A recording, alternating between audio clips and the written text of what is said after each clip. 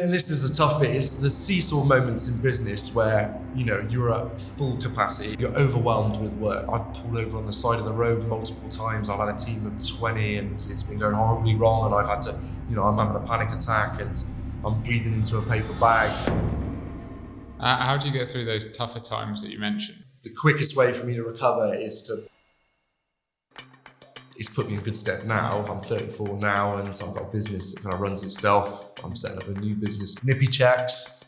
As far as I'm concerned, there's no reason why you can't just put that in every single city. I'm very aware in the plumbing world, I've sort of got all eyes on me at the moment. Do you get a lot of people telling you like that's stupid? Yeah, you do. Yeah. This podcast guarantee you'll get someone going, electric bike comes up. You're in for an incredible episode here, but before we dive in, can I just take 2 seconds from you just to hit the subscribe button on YouTube or leave us a review on your favourite podcasting platform. It's an enormous help to us and the guests. That's enough from me. Let's dive into this episode.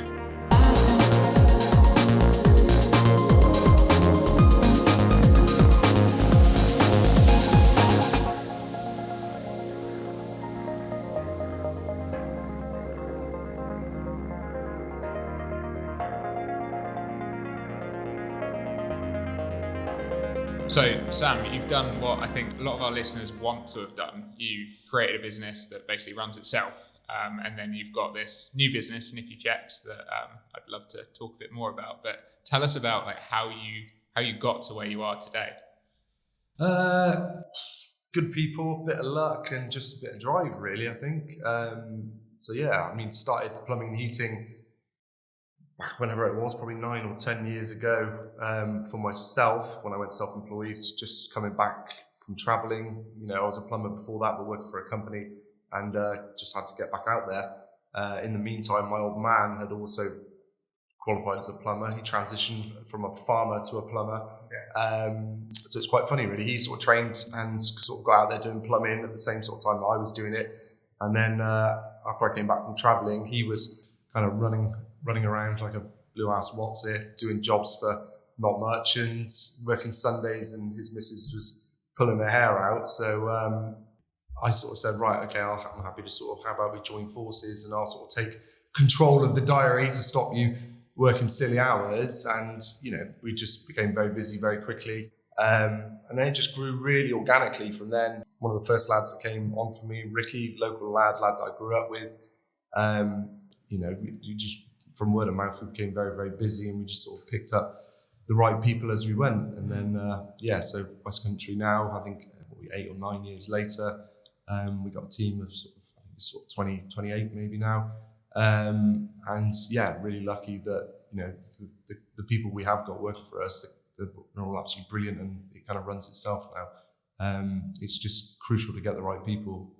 Makes such a difference. Did you plan to grow that from the start, or did you just kind of figured it all out as you went along? Not at all. Yeah, figure it out, and that's what you do. When you say figure it out, you figure out everything the hard way, as everyone does. And you get to this. I feel I'm lucky. I've got to this point. Some people get burnt out quicker.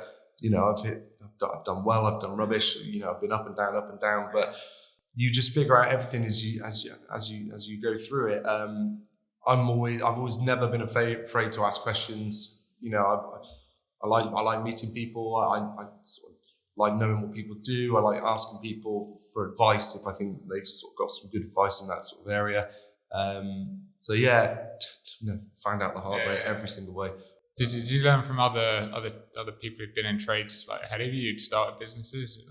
I didn't at all. I was probably a bit ballsy in the way that I remember day one, I came back to my area and I set up myself as a plumber in my plumbing van. I remember walking in the plumber's merchant, and this might be a bit cocky of my generation, but I remember standing in that plumber's merchant and sort of looking at a busy counter of plumbers and thinking, this is what I'm up against. There's nothing groundbreaking going on here. If anything, it's just a bunch of grumpy plumbers that have been doing it their whole life already and are pretty sort of fed up and burnt out by it. So I knew my competition, and so very quickly, the branding on the vans, I made sure the branding on the vans really stood out.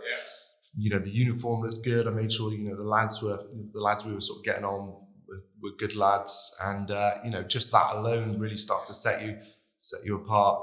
And as soon as we sort of started to get 3 or 4 vans on the road in the sort of local area, because I kind of knew a lot of people anyway, it was very quickly associated, that's Sam's vans, and it really sort of rocketed from then on, really. I mean, what's interesting about that is that you're looking at the things that they're not doing right, and a lot of it seems to be from the customer's point of view. You'll concentrate on the branding stuff and looking professional, and that's the thing that we see that the most. And even as a consumer myself, getting people in, like, that's where people stand out.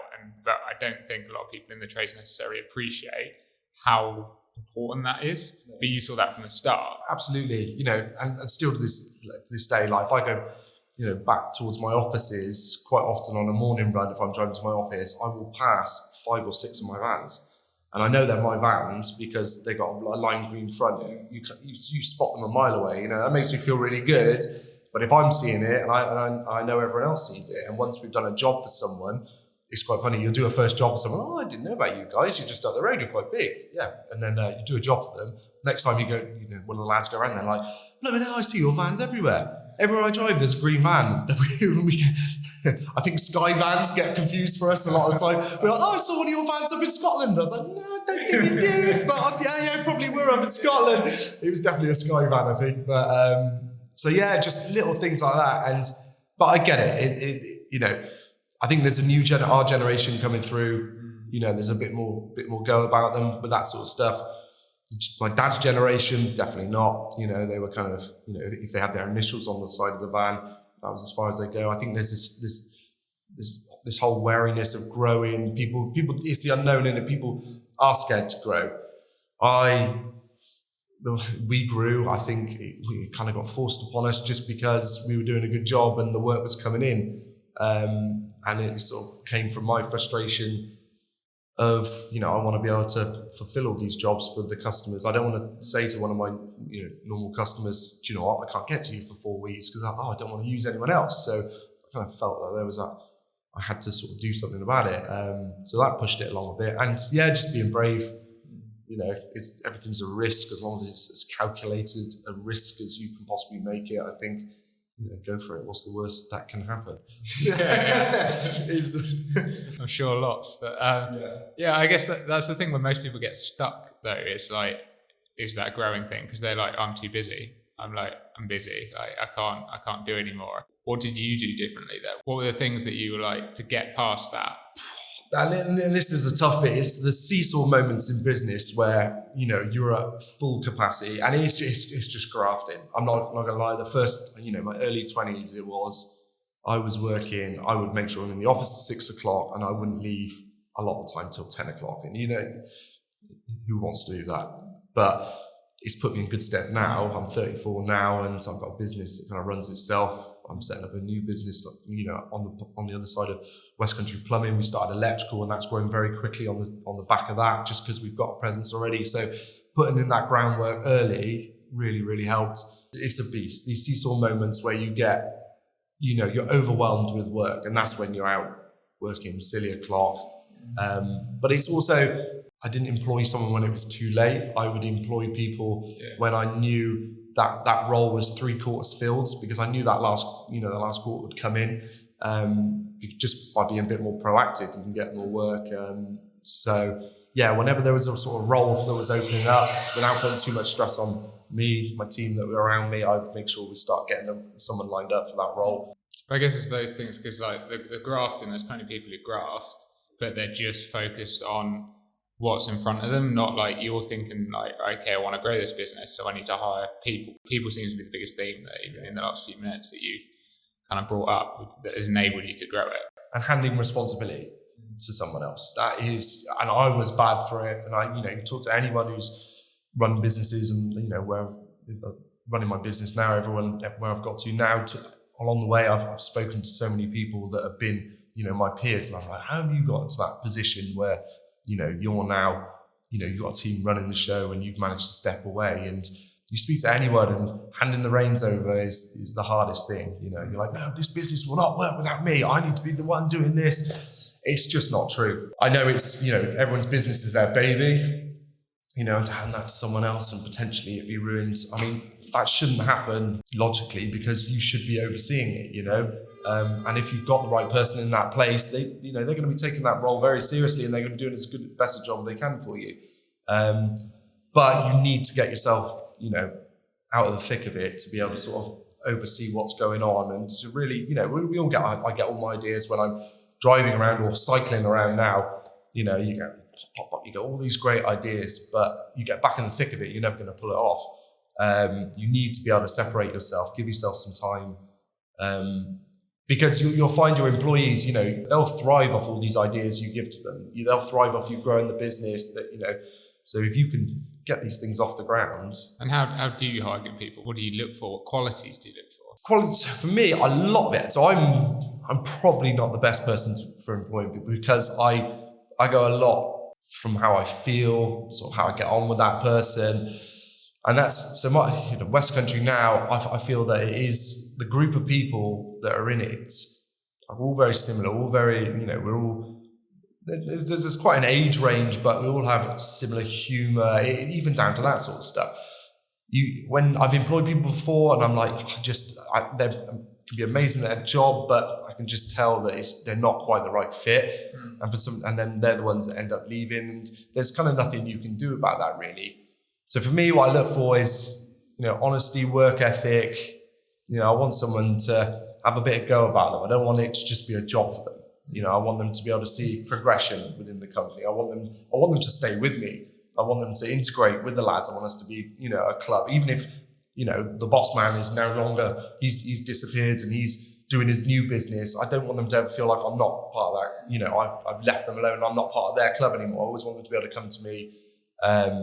And they figure out those boundaries themselves.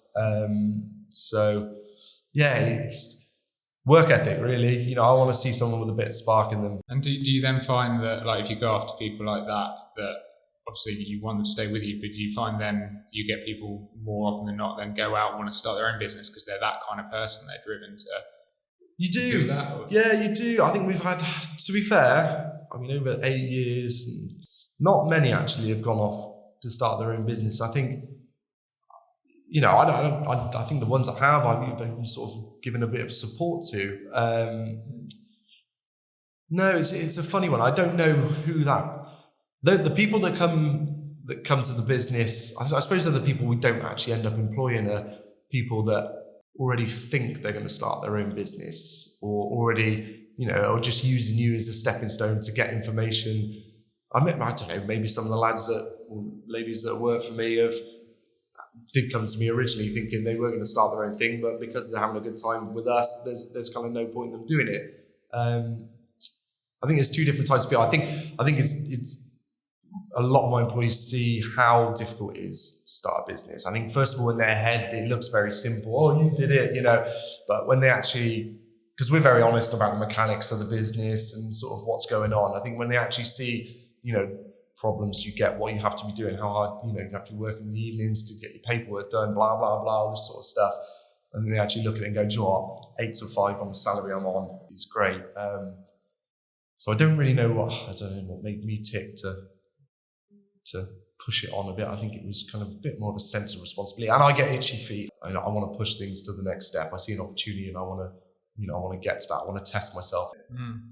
Was it easy to go into like a different trade? Because did you have any background in the electrical side? I didn't at all. So yeah, it came from, again, the right person coming forward to me. So it's a bit of a funny story if you want to hear it. But yeah, I'd love to. Not funny for the guy who's running it, but yeah, about a pheasant. So we've always had a subcontractor. Well, so back in the day, when me and my dad were plumbing, we had worked closely with one of my dad's close friends. They used to run a football side together called Matt. And he was an electrician, so we do the plumbing. He always did our electrics.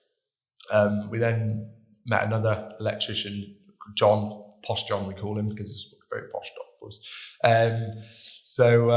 And then Posh John also started working with Matt, started working together, working with all of us.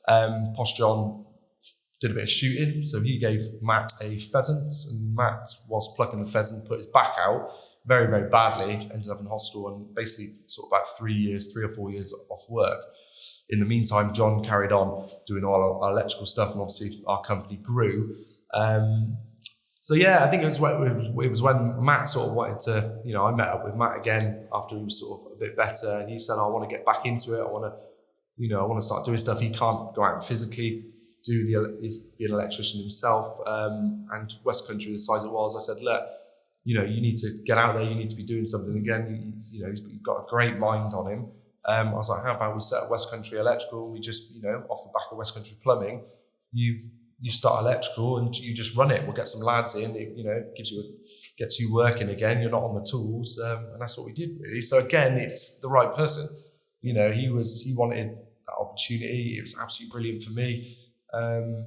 So yeah, that's kind of where that came from, really. So from plucking a pheasant, yeah. Brilliant. And like in growing that like business, like other than people, like how do you get to the stage where it can run itself? Because that's like most people's dreams, but they can't figure out how the hell they'd get there. Yeah, it's really difficult, and that's only really happened in the last year or so. COVID played a big part in that. COVID was an absolute muddle. We had to shut down for a bit, but I think it was through COVID, it was amazing how I realised my team really, really took their roles really seriously, because we had to shut the company down, start it back up again, and they were really busy within their roles, and we managed to do it without me having to do everything. I just sort of focused on little bits and bobs to get it up and going again. So only in the last couple of years where I've got now girls in accounts.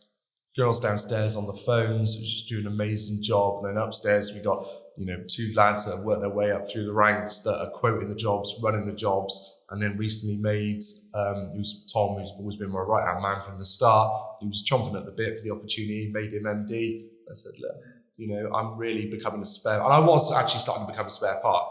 I went down to 4 days a week. I started messing around with NippyChecks and stuff, and kind of gently sort of shied away to see if they would just cope with it, and they did. So kind of drifted away a little bit more, and they would just sort of run the show. So, sort of approached Tom, and Tom also, I think he was about to approach me and say, look, I need the next step. And I said, how about you run it? And yeah, absolutely brilliant. So yeah, and now, I just sort of check in with them. Obviously they come to me whenever they want, but I always try and stay a part of it. That's a weird transition. You suddenly walk into the office and you're all right, everyone? Like, yeah. And it's like, well, don't we do anything? It's like, you can check your emails. I was like, oh yeah, better do that. But like, I can't get stuck into anything because then I become a crucial part in that project. So, it was at one point it got me down a little bit. I was like, I go into the office for a full day and I was like, kind of run out of stuff to do, which is, where you want to get to. And then it's, then you're thinking, well, this is where I need to be able to get my thoughts out there and, push it along a little bit more. So, but it took a long time to grow to that, it's this whole, you need, 4 or 5 guys out in the field to pay for that one person in the office. These seesaw moments, you've got, 10 employees. So you've got 2 of you working in the office very hard, managing quite a big team. You then get up to 15 employees. It's like, oh, do we get that next person in the office? And you're watching the wages. So these seesaw moments where you're doing great, but you're working flat out, and then you take someone on, and then the sort of profit plateaus a little bit, but it's more comfortable. So yeah, it's just kind of working it up to them, really. Yeah. And you mentioned now, like you've got this younger generation coming through who sort of understand a bit more about maybe the business side. Like, why do you think that is? Not necessarily the business side. They're more, I think everyone's always been very proud of the work they do in, plumbing and electrical and all the sort of trades and stuff. But you've got Instagram, they're very tech savvy.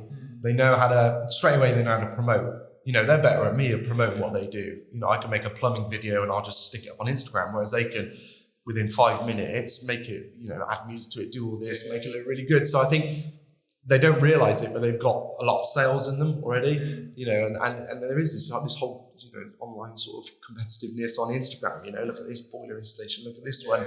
And also, they get a pat on the back for it, if they've done a really good job and it's gone viral or something, they get buzz from that. So I think, the young generation, we see it within us, we've got some, plumbers that are doing some absolute mint stuff, in the same time as you do any installation, they're doing this magnificent installation that looks, really cool with black clips, black pipe. They're really, really sort of going for it. So yeah, I think they're definitely keener, and I think it is more accessible. Software that's out there makes it a lot easier. It's a lot more intuitive. It's not clunky. That is another thing that people growing up with technology understand, like how much of efficiency they can drive through using good software. And I guess the other thing from our point of view is looking professional. That's something that we try to bring to the table. It's not just efficiency and automation, it's the sales side of it. And ultimately we see customers they're used to buying stuff on Amazon, right? Yeah. And a lot of your competitors give you a paper quote or something like this, like handwritten. Exactly. Yeah. So. Yeah, it's the instant world now, isn't it? It is, and the stuff that's out, what you can do now. I mean, I'm no techie at all. If someone asked me to create an email footer, I would not be able to do it. Honestly, it would be the biggest struggle ever. Canva is what you need to use. Canva, is it? Free version. You'd be able to knock something up with a template. Absolutely. That's exactly what I need. Little tip. Yeah, a little tip. I'm on it. But yeah, so, I need to find, I need a solution that is already pre-built, that I can just literally upload my logo to, and it looks professional. It's already got a load of wording in there, which, inspires me to just tailor it a little bit, because I don't want to come up with all the wording from scratch on quotes, invoices and stuff. You need to, get rid of that barrier for people to be able to use decent software. So yeah, definitely.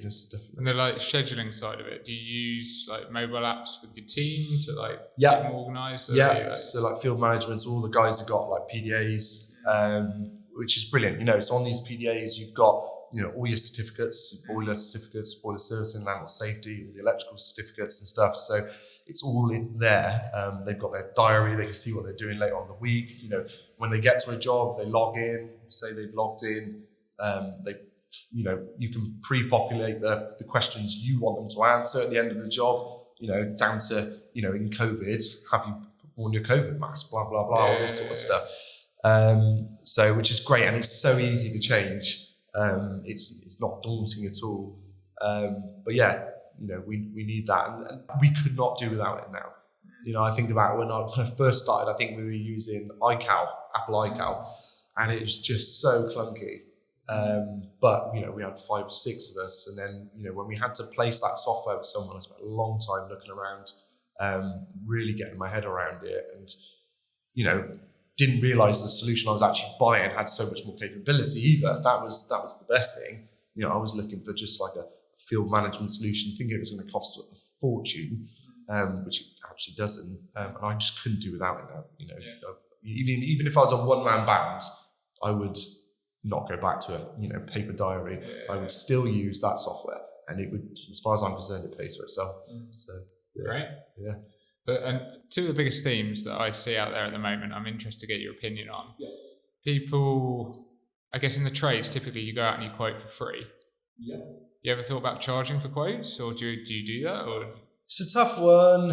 No, I think people want. It's a tough one, and this is where it's difficult if you're a one-man band, because it's super annoying that you can spend an hour, 2 hours, bathrooms especially, there's nothing worth. You go and quote a bathroom, and you go, right, what do you want then? They're like, oh, we don't know. What do you think? He's like, I'm not here. I can't design your bathroom. You've asked me for a bathroom quote. I'm here. What do you want? And they're like, you got an idea what tiles? Oh no, what colour do you think? It's like, no. Right, I will go away. When you've got a bit of an idea, you that's the worst case scenario, but you can spend hours and hours. So should you quote? Yes, maybe that would sort of weed out the people that aren't that serious. How much you could charge for it, I don't know. You could hire a designer in your team. Hire a designer, yeah. Offer that service. Yeah, offer that service, exactly. But it's you need to have a certain size team to be able to pay for that facility. So no, with us, unfortunately, our world just, the trade world just hasn't got together and changed. Everyone is still, quoting for free, I think, really. So if we were going to suddenly start saying, oh no, we're going to start charging, I think that would do us a huge disservice. So the trick is to be efficient, I think, is to, not spend too much time. At the end of the day, you're getting a price to someone for them to make an instant decision as to whether it's too expensive or not. So whether, maybe it doesn't have to be a quote, maybe an estimate, maybe like, look, what we're going to do first of all, we're going to build you a quick estimate. I'm not going to spend too long. I just want to get a price in your head so you can say yay or nay. And you don't waste our time, we don't waste your time. If it looks okay, then we'll come in and do a proper full quote, and then into your pricing, you build that service, that cost for that service into that. Heat pumps is a massive. I was going to say, that's where it sort of comes up a lot, because the complexity of that quoting process. If you're going to do, a full calc on a house for a heat pump and get it absolutely smack on, you might be spending a day and a half of your life. You're just not going to do that for someone that's going to go, 20 grand, you're having a laugh. I thought my mate down the road told me it was going to be 7, no chance. It's like, you can't do that. So again, work with your manufacturer. They'll give you a sort of quoting sheet of the sort of data that they need to be able to produce a quick quote, that you can produce a quick quote, just to get a price to them. And then but it's all about being you explain this to the customer first of all. This is how this works. This is how we're going to do it. You're going to get a quick quote from us. When you're serious, then we will book in for a full quote, and that is built into the price because it takes a day and a half of someone's life, and we need to know you're serious. So all the odds and sods jobs, all the little bits and bobs, you should be able to give people a quick sort of quote over the phone, or Do you ever do like video call or anything? I've done bits and bobs like that. So again, like, someone rings up and asks for a kitchen tap to replace. It's not just, fine, that's just flat rate. It'd be an hour, easy peasy. You don't know. It could be a Belfast sink, pain in the ass to get to. We always, and it's training your team, ask the team to make sure, send an email, send us a picture of what you've got.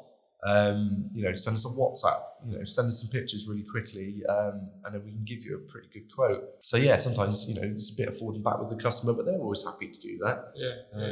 Especially with phones and stuff, it's easy peasy now, isn't it? So do you go with whatever communication channel they want, like do you use WhatsApp or text? To a certain extent, it's hard work because, 1 minute I sent you a message through WhatsApp. So I'm sorry, I've got about 50, we're all in these WhatsApp groups, and you got about 50,000 WhatsApp messages and you missed the one, or someone will get in contact with you through Facebook or through Instagram. So you've got all these different channels and email. So no, we don't. I always try and direct people through the office. It's good then because, it sort of starts from the beginning and we get a touch on them from the beginning, and it's sort of, rather than someone coming directly through me through WhatsApp and stuff. I'm happy to do that with people I know, but I always try and direct people with the office. It just means nothing gets lost then. And the channels that we promote on our website and stuff to get in contact, they're there. But at the end of the day, if someone gets your number, they're going to ping you a WhatsApp message. So, and then you get those, you've looked at it and you get those ticks, and then you've got to answer to it. And it's so it's, that's just the way the world is. So, you ever thought about selling your business? Or one of your business? Oh, did I really? No.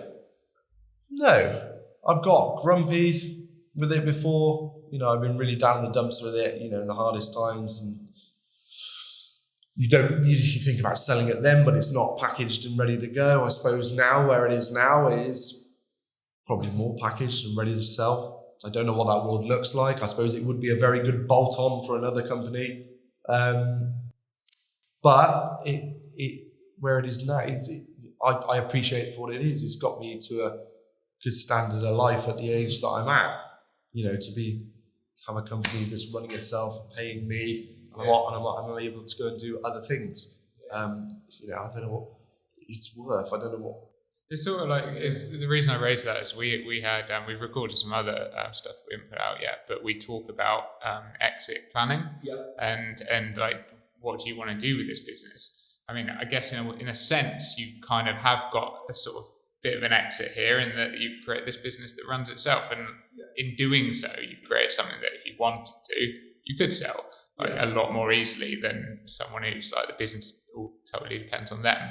But I guess also it means that it's still bringing you in cash and it's running itself. So why not keep it? And you're right. So like this whole succession sort of thing. So I suppose that's probably about 4 or 5 years ago. I think this came after like multiple, we had Brexit, we've had COVID. That's the most recent thing. I've had a few batterings, proper kick-ins through business along the way. And every single one of those, the stress you're able to deal with, you're raising that bar every time. And I think you get to a point where it switches and you stop. And then again, this comes to like, my business is my baby and it's my world. And you kind of transition from that to it's my business and I want it to do this for me. I love it, but I don't love it anymore. If it suddenly disappeared, I'd be a little bit upset, but I wouldn't be heartbroken anymore. I wouldn't feel like a failure. It's that switching to this is a business, this is what it's for, this is, I don't love it anymore. I don't need this to be absolutely perfect. I just need it to be doing this.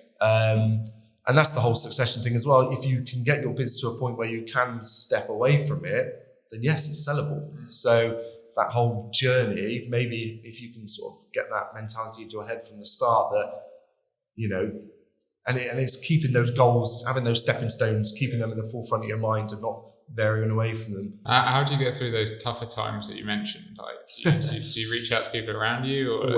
Always, yeah. So like, I've pulled over on the side of the road multiple times. I've had a team of 20 and it's been going horribly wrong. And I've had to, I'm having a panic attack and I'm breathing into a paper bag and trying to deal with it all myself and not talking to anyone about it. Every time I've hit one of those real, sort of blown a fuse, I probably had 4 or 5 of them in my life where, things have just got so on top of me that I have blown a fuse and I'm in that situation. The quickest way for me to recover is to tell everyone, tell the world, speak to, the first person I'll always go to is my mum. And it's mum, I let her and she's all she does is says, you'll be all right, pat on the back, chin up, off you go again. It's only money, it's only a problem, it's only this, and then I'll tell my friends. I'm really, really transparent as to what's going on, always have been. Because the more people I tell, the better I feel. And, maybe that makes me feel like I've got a team behind me that will know about it. I don't know, some weird psychology of that. But tell people, ask for guidance. There's, everyone, I would have liked to think, most people in business would know other businesses with peers, people they look up to that have got to a certain stage. You should go and ask them. And, the people, those peers probably would happily share with you how they got through their problems. That's cool. Yeah. So, but the one thing this business has, so getting that business to that stage has enabled you to do is start NippyChecks. So tell us about that. Yeah. So NippyChecks is basically, at the moment, it's me out on an electric cargo bike. It looks like a small sort of electric tuk-tuk. A company called Eve in Oxfordshire make them. They're designed for last mile delivery. So I'm a bit of a different application for them. So it came from a frustration of my lads working in the Bristol city area, struggling to park outside jobs, having to pay for parking, trying to get around town in traffic, and doing a lot of small jobs like boiler servicing, landlord safety certificates, where they're kind of driving around in a big van and taking 1 or 2 tool bags out. And about 4 years ago now, I got into electric mountain biking. I was into mountain biking. I got an electric mountain bike, and I was just sort of like, wow, the sort of miles you can do on this thing are ridiculous. And at that time, I was kind of toying with the idea of how to use a different product to sort of get around Bristol. And I thought, wow, electric mountain bike, So we pitched my electric mountain bike against a few of the vans on 6 extremities of Bristol, to see how the bike performed compared to the van, and the bike just whoops ass. You're going up the cycle lane, 50 mile an hour, barely pedaling, barely breaking a sweat. The van's stuck in traffic. You can take shortcuts, bus lanes, cycle routes.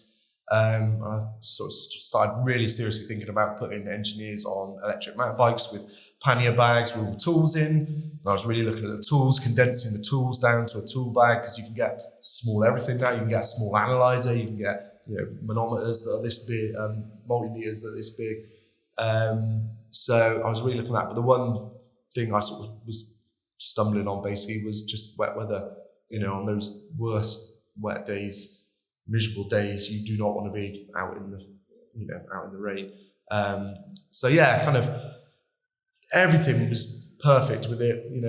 I couldn't see a problem with the whole business idea apart from the sort of mode of transport. So I parked it and I just got very busy with West Country again, and electrical and stuff.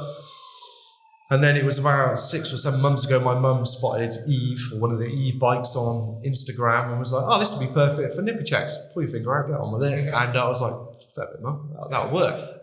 So I bombed up there and sort of trialled a few out, and and that was it really. It gave me the confidence to launch it. And I've been out in it now for the last, I think I've done 3 months on the bike. I'm going to do another 3 months before I start to put engineers on it. Just so I've ironed out every single problem. And make sure, I don't want to just stick someone on the bike and just be like, make it work. Because again, that would just be me being a crap boss, and they would just get grumpy. So I need to know them inside out before I really sort of, put lads out on them. And it's brilliant. It's just, very nerve wracking at the start, because you're just so conscious that this is going to fail. I've missed something.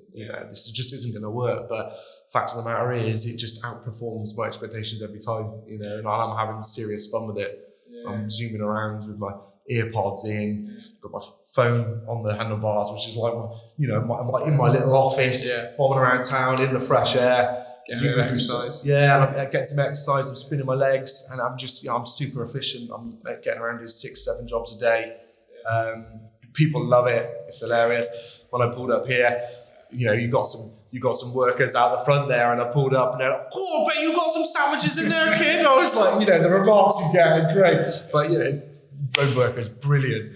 Get your sandwiches out.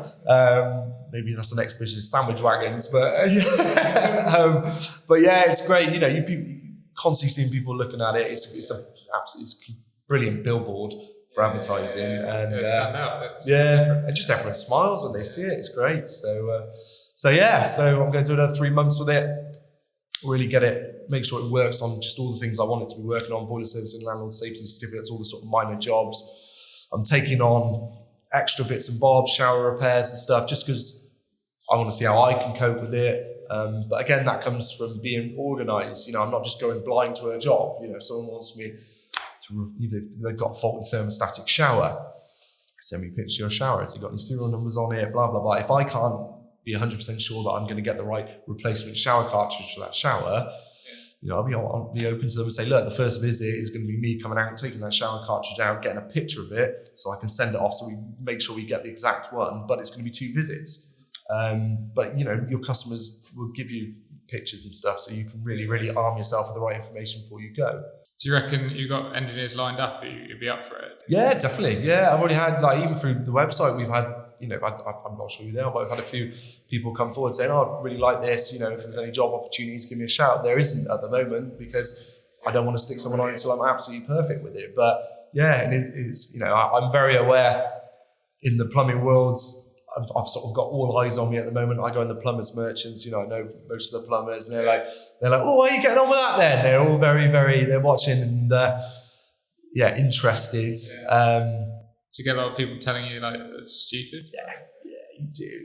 Yeah, no, not to face, no one to face, but anything you stick, on Instagram, or you'll do this podcast. Guarantee you'll get someone going, oh, electric bike comes up, it's ridiculous. It's like, and then they'll get a knock at the door, and then an Amazon parcel will get delivered to them, and be someone on an electric bike. Oh yeah, cheers. No, you didn't take no. Oh, so they get around all right, but for some reason, plumbers shouldn't be able to operate in an electric cargo bike. You've got a laser space in the back of that thing. It's massive.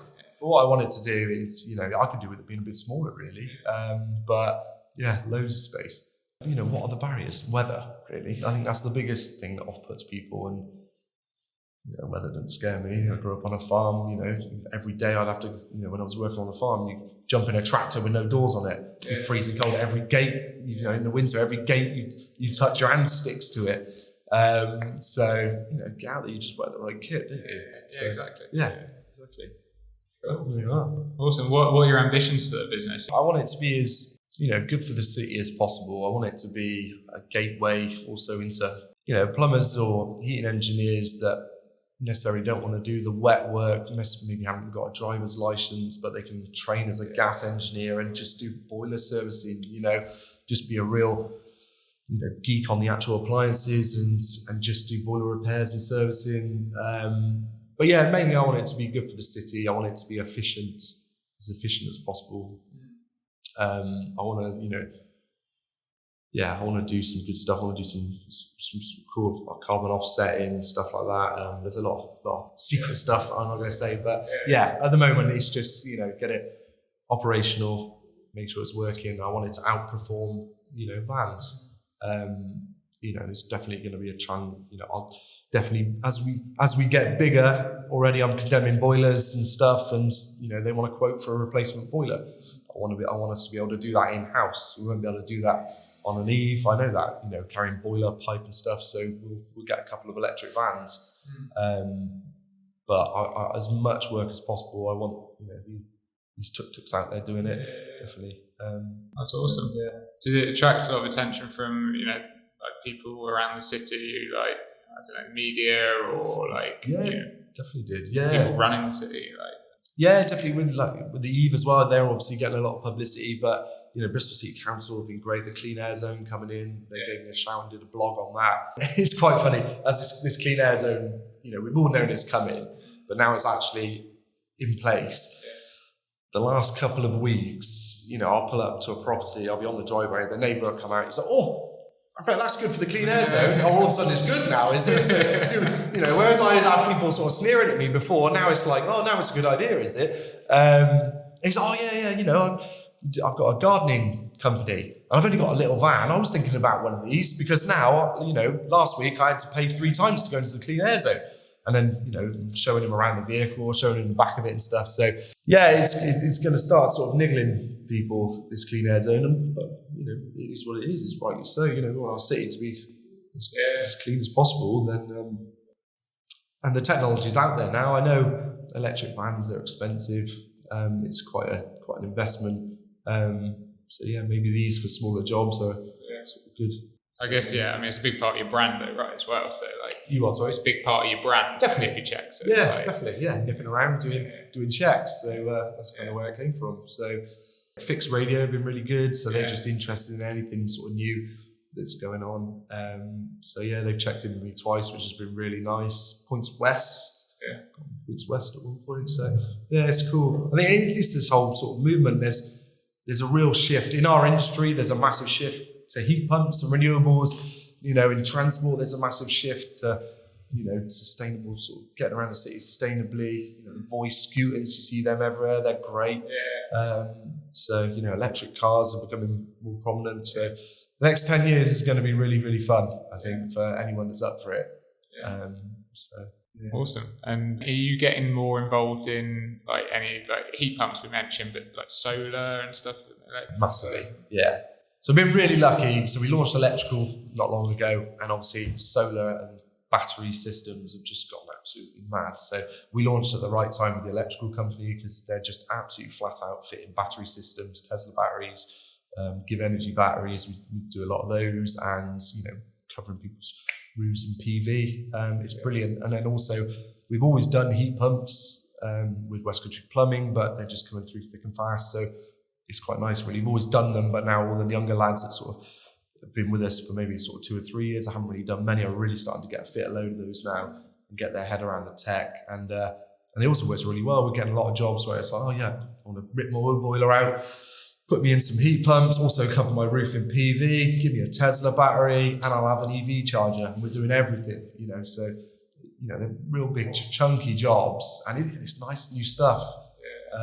So yeah, seeing a massive surge in that at the moment as well. So brilliant. Would you ever want to take your business national, or is it always like, would they always be local? Always be local. Yeah, West Country, definitely always be local. I don't know how that would go national. But sort of, you just have to be massive, I think. And getting my head around the whole, lads travelling miles and stuff. So I think West Country Plumbing would always stay local and electrical. NippyChecks, as far as I'm concerned, there's no reason, if it works in this city, there's no reason why you can't just put that in every single city. With a simple business model, and that's kind of, that's in the front of my mind. I really like it to be able to do that. I don't want to, just with the actual sort of small bikes themselves, doing the limited jobs, boiler servicing, landlord safety certificates, nipping around town, being able to get to those properties that vans just can't get anywhere near. I mean, for Bristol, for instance, tiny little roads. Oh, it's cracking. So this has got Finnswell's Reach, which isn't far away from here. You know, that's a new complex of loads of flats and bars and stuff that's just off Castle Park. And you can't, unless you've got the green light from the security guys and you've organised it, you can't get your van anywhere near the middle of it. You know, whereas I just zoomed over the bridge by Left Hand Giant from Castle Park, straight stayed into a little cobbled lane, into the middle of the complex, parked, went all the way around, parked by the front door where the lift is. It took me up to number 777 flat, and, you know, I was there. If I was in a van, God knows where I would park it. I'd probably have, you know, be miles away. I'd be walking all my kit. So, you know, solutions like that, it's absolutely brilliant. You say like these are built for like last mile delivery, but I've not seen much. I've not seen any others. Are they there, or am I just not seeing them? So London, you'll see a load of them. Yeah. London's great. Why are they not in? In London? I don't know. Because Bristol is meant to be the greenest city. Come on, it's like, so you've got like Zedify and Urbit. Yeah. I know Zedify have got some, but I think they've got them in Plymouth, not in Bristol. They've decided to use more the electric bikes, like with the coffins or the tricycles. And Urbit, I think they use, you know, they're last mile delivery companies I'm constantly seeing around the place. So they're using more the bikes rather than these little tuk-tuks. Yeah. And I don't know why that is, probably because they're a bit easier to maneuver, but then I suppose their workers are out in the rain and stuff when it's raining. But yeah, so when I got my first one of these, some friends in London, they were like, "Oh, you've got one of them." We've started seeing them about in London. So I think you'll start to see more Eves in Bristol. I know that UE have just got a couple for their campus. I know that because I saw one of them, brand new shiny one, in the back of the van that one of the Eve guys, the maintenance guys, came out to me a couple of days ago and fitted some new screens on the bikes. And I was like, oh, I was eyeing that one up in the back of the van. So UE, and I think that's for their campus to deliver mail. Okay. Again, you know, on the campus, being able to scoot around on the campus, big campus. Why use a petrol diesel van to do it? So yeah, I think you will. I think you'll start to see more and more of them pop up. But awesome. Yeah, well, I'm really excited to see where NippyChecks goes. I'm big supporter of this. I think it's going to be awesome. Yeah, Sam, thanks for coming along and joining the 50 Shades of Trade podcast with Payaka. Good luck with everything. Mate, appreciate it. Thank you for having me on. Cheers.